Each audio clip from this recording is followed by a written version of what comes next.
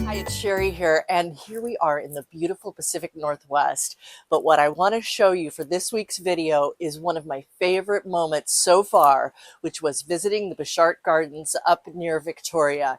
It's something that you've got to see in your lifetime, but in the meantime, you could see it right here on the Grow You Girl channel. So, ladies and gentlemen, let's grow.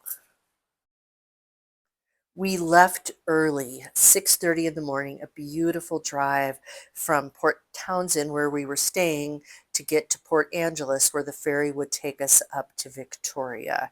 No traffic. It was a beautiful morning, and the fall foliage was so beautiful. It was a little rainy, but not anything bad. And the forecast for the day was this would be the only rain, and it turned out to be true, which was fantastic. And onward we headed to the ferry in Port Angeles.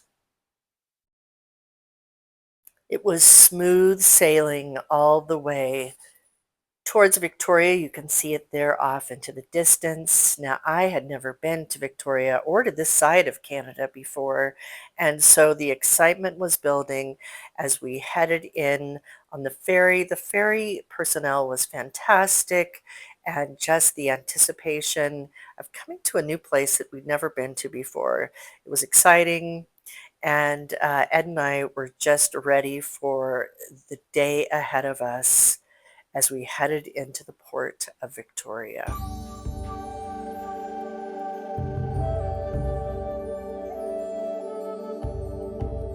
Lovely right there where we grabbed a Uber that took us to the gardens, some deer there that greeted us, and we had decided to go ahead and take an Uber versus a shuttle. It turned out to be not that expensive. They picked us up right away, and it was easy to do that and get us to the gardens because we were anxious to be there.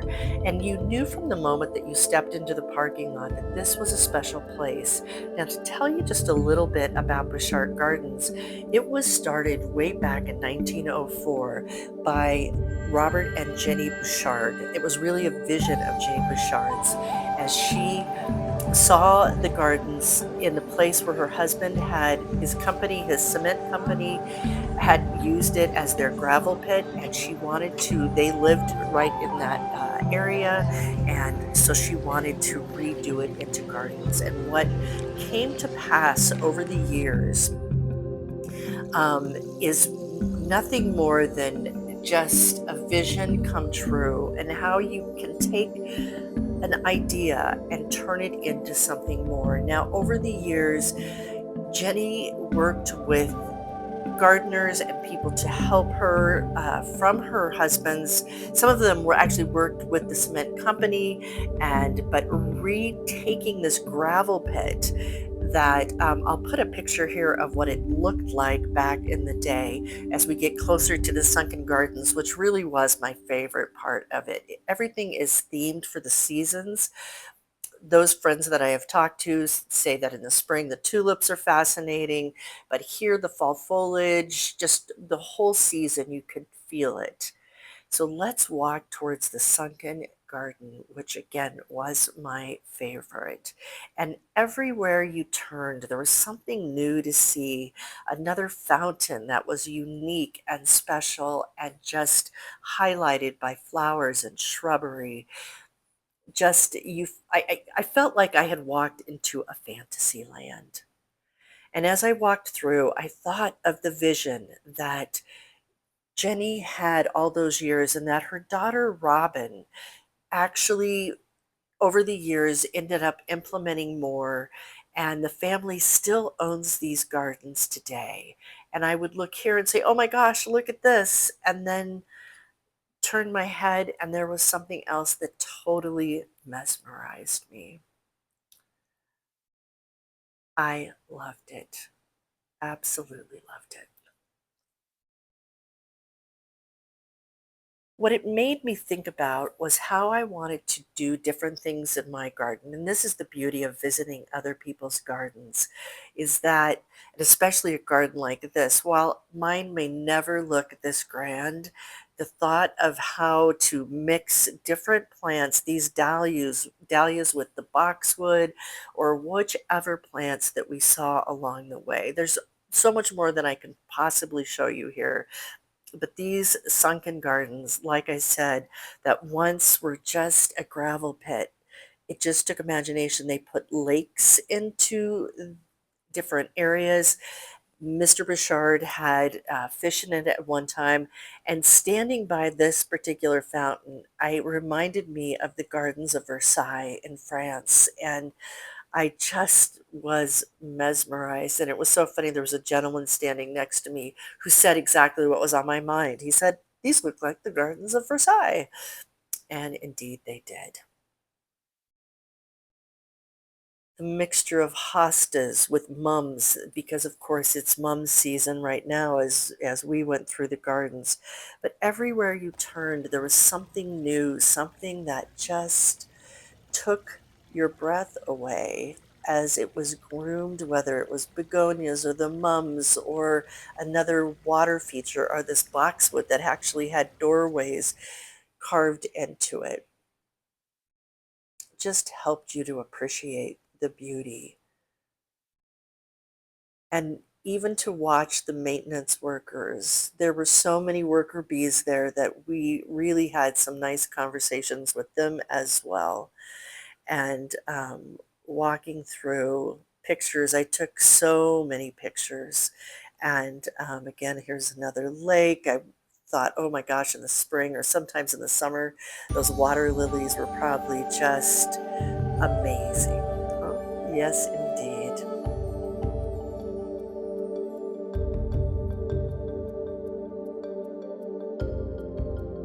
Patience, begonias. I just so much, so much. Plants I had never seen together before, and the colors. I can't even begin to share with you the colors. They had lights in the trees are getting ready for their Christmas time here in the gardens. They're actually putting an ice skating rink into the gardens. There's my guy. And like I said, he loved it just as much as I did. And the fountains seemed like we came upon one fountain after another. And I am a fountain lover. I don't know about you, but I am.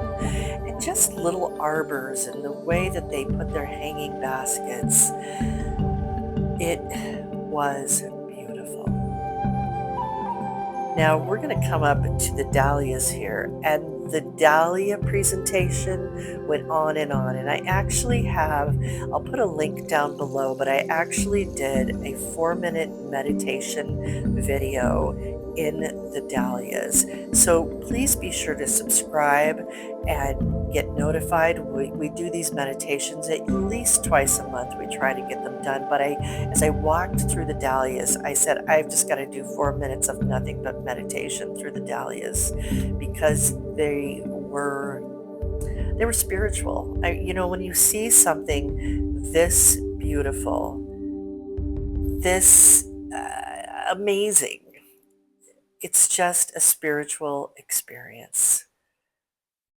And the colors and the putting, and look at there's a little, I don't know what that was there, a bug there in the dahlias. So, I mean, it just made me want to do dahlias again. I didn't do any dahlias in my garden this year, and I definitely will be doing some next year. This inspired me so much. And, if you're not familiar with dahlias, I mean, just really pay attention to the variety of dahlias that there are from smaller ones. Look at how tall these were. And some are heritage. The taller ones are heritage, which they do overwinter, but many they said they pull at the end of the season to put some they keep the tubers, especially if it's a heritage. But they do get inclement weather up here, even though it is zone. I believe they're at eight. I'll put a confirmation of that here on the screen.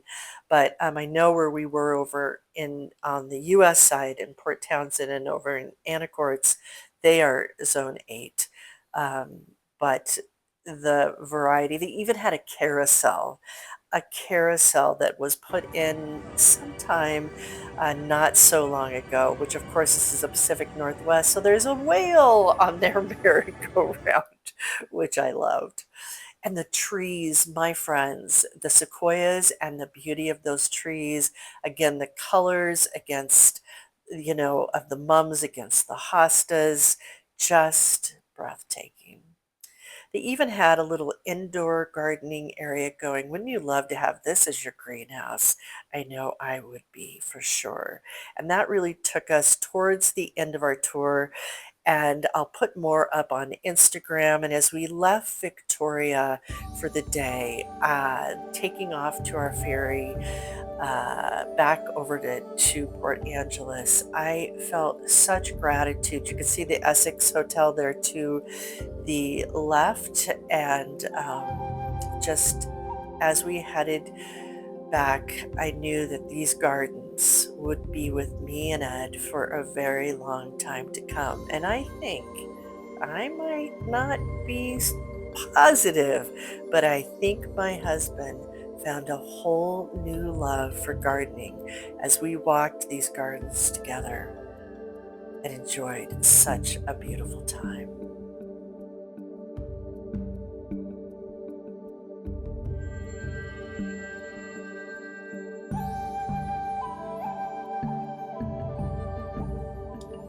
Thank you, my friends, for joining us here today on the Grow You Girl channel. As always, we appreciate you. If you haven't yet subscribed, please do.